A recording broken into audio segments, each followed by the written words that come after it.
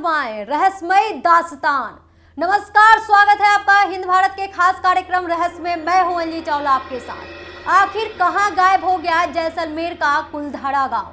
जी हां, हम बात कर रहे हैं कुलधड़ा गांव का, जिसका आज तक कोई पता नहीं चला। आज के दौर में शायद किसी को किसी से मतलब नहीं, लेकिन हम उस समय की बात कर रहे हैं जब लोग एक दूसरे की परवाह करते थे और एक दूसरे की खुशियों के लिए जीते थे। इसी का एक बड़ा उदाहरण है जैसलमेर का कुलधड़ा गांव। भारत के पारंपरिक जमीन में आज भी कई ऐसे राज दफन हैं जिनसे पर्दा नहीं उठ पाया है। इन्हें जितना सुलझाने की कोशिश करो उतना ही उलझते जाते हैं। जी हाँ, ऐसा ही एक राज दफन है राजस्थान के कुलधड़ा गाँव में, जिससे आज तक पर्दा नहीं उठ पाया।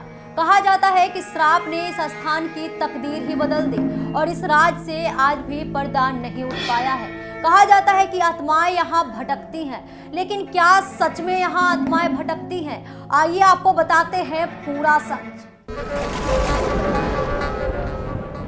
जैसलमेर के पश्चिम दिशा में 20 किलोमीटर के बाद भूतों से पीड़ित कुलधड़ा गांव है, जहां 100 साल पहले पालीवाल ब्राह्मण रहते थे।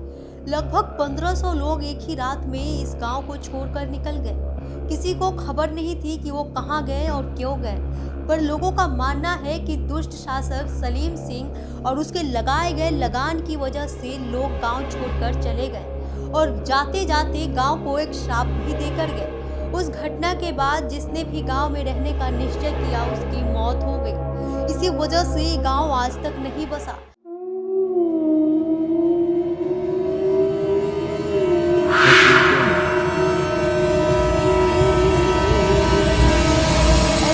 राज जैसलमेर जिले के कुलधड़ा गांव में भी दफन है।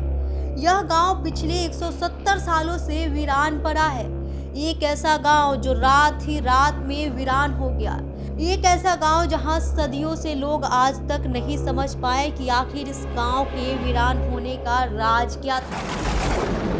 गांव के वीरान होने को लेकर एक अजीबो गरीब रहस्य है। दरअसल कुलधड़ा की कहानी शुरू हुई थी आज से करीब 200 साल पहले, जब कुलधड़ा खंडहर नहीं था बल्कि आसपास के 84 गांव पालीवाल ब्राह्मणों से आबाद हुआ करता था।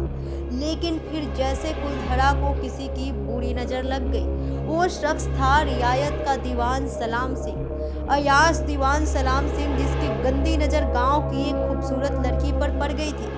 दीवान उस लड़की के पीछे इस कदर पागल था कि बस किसी तरह से उसे पा लेना चाहता था। उसने इसके लिए ब्राह्मण पर दबाव बनाना शुरू कर दिया। हद तो तब हो गई जब सत्ता के मद में चूर उस दीवान ने लड़की के घर संदेश भिजवाया कि यदि अगले पूर्णमासी तक उसे लड़की नहीं मिली तो वह गांव पर हमला करके लड़की को उठा ले जाएगा। दीवान और गांव वाले की ये लड़ाई अब तक कुंवारी लड़की के सम्मान की भी थी और गांव के आत्मसम्मान की भी। गांव के चौपाल पर पालीवाल ब्राह्मणों की बैठक हुई और 5000 से ज्यादा परिवारों ने अपने सम्मान के लिए रियायत छोड़ने का फैसला ले लिया। कहा जाता है कि निर्णय लेने के लिए सभी 84 गांव वाले एक मंदिर पर इकट्ठा हो गए और पंचायतों ने फैसला लिया कि कुछ भी हो जाए अपनी लड़की उस दीवान को नहीं देंगे। अगली शाम कुलधड़ा कुछ यूं वीरान हुआ कि आज परिंदे भी उस गांव की सरहदों में दाखिल नहीं होते। कहते हैं गांव छोड़ते वक्त उन ब्राह्मणों ने इस जगह को श्राप दिया था। आपको बता दें कि बदलते वक्त के साथ 82 गांव तो दोबारा बन गए, लेकिन 2 गांव कुलधड़ा और खभा तमाम कोशिशों के बाद भी आज तक आबाद नहीं हुए। ये गांव अब भारतीय पुरातत्व विभाग के संरक्षण में है, जिसे दिन की रोशनी में सैलानियों के लिए रोज खोल दिया जाता है। कहा जाता है कि यह गांव रूहानी ताकतों के कब्जे में है। टूरिस्ट प्लेस में बदल चुके कुलधड़ा गांव घूमने आने वाले के मुताबिक यहाँ रहने वाले पालीवाल ब्राह्मणों की आहट आज भी सुनाई देती है। उन्हें वहाँ हर पल ऐसा अनुभव होता है कि कोई आसपास चल रहा है। बाहर के चहल पहल की आवाजें आती हैं। महिलाओं की बात करने की, उनकी चूड़ियों और पायलों की आवाज हमेशा ही आती रहती है।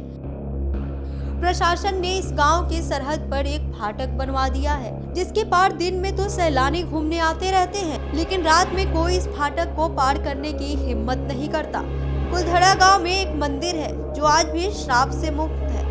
एक बावड़ी भी है जो उस दौर में पीने के पानी का जरिया था। एक खामोश गलियारे में उतरते कुछ सीढ़ियां भी है। कहते हैं शाम ढलने के बाद अक्सर यहाँ कुछ आवाजें सुनाई देती हैं। लोग मानते हैं कि वो आवाज 18वीं सदी का वो दर्द है जिनसे पालीवाल ब्राह्मण गुजरे थे। गांव के कुछ मकान भी हैं जहां रहस्यमयी परछाइयां अक्सर नजर के सामने आ जाती है। दिन की रोशनी में सब कुछ इतिहास की किसी कहानी जैसा लगता है, लेकिन शाम ढलते ही कुलधड़ा के दरवाजे बंद हो जाते हैं और दिखाई देता है रूहानी ताकतों का एक रहस्यमय संसार। लोग कहते हैं कि रात के वक्त यहाँ जो भी आया वो हादसे का शिकार हो गया। वहीं 2013 में दिल्ली में भूत प्रेत व आत्माओं पर रिसर्च करने वाले पैरानॉर्मल सोसाइटी की टीम ने कुलधड़ा गांव में रात बिताई। टीम ने माना कि यहाँ कुछ न कुछ असामान्य जरूर है। शाम के वक्त उनका ड्रोन कैमरा आसमान से गांव की तस्वीरें ले रहा था, लेकिन उस बावड़ी के ऊपर आते ही वो कैमरा हवा में गोते लगाता हुआ जमीन पर आ गिरा, जैसे कोई था जिसे वो कैमरा मंजूर नहीं हो। ये सच है कि कुलधड़ा से हजारों परिवारों का पलायन हुआ। ये भी सच है कि कुलधड़ा में आज भी राजस्थानी संस्कृति की झलक मिलती है। पैरानॉर्मल सोसाइटी के उपाध्यक्ष अंशुल शर्मा ने बताया कि हमारे पास एक डिवाइस है जिसका नाम घोस्ट बॉक्स रखा है। इसके माध्यम से हम ऐसी जगहों पर रहने वाली आत्माओं से सवाल पूछते हैं। कुलधड़ा में भी ऐसा किया। जहां कुछ अड़चनें आई वहां असामान्य रूप से आत्माओं ने अपना नाम भी बताया। 4 मई को रात्रि में 2 टीम कुलधड़ा गई थी। उनकी गाड़ियों पर बच्चों के हाथ के निशान मिले। ये बात 2013 की है। टीम के सदस्य जब कुलधड़ा गांव में घूमकर वापस लौटे तो उनकी गाड़ियों के कांच पर बच्चों के पंजे के निशान भी दिखाई दिए। उन्होंने यह भी बताया कि लेकिन ये भी सच है कि कुलधड़ा में भूत और आत्माओं की कहानियां सिर्फ एक वहम है। ऐसा सचमुच कुछ भी नहीं है।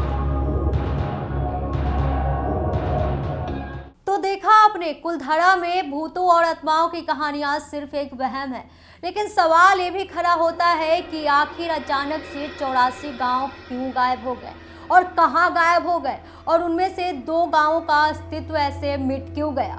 अगर ऐसा ही है तो वहां रातों में लोगों को जाने की इजाजत क्यों नहीं है। आगे की खबरों के लिए बने रहिए हिंद भारत के साथ। मैं फिर हाजिर होंगी कल एक नए रहस्य के साथ। नमस्कार। खबरों में बने रहने के लिए चैनल को सब्सक्राइब करें और ये बेल आइकन जरूर दबाएं।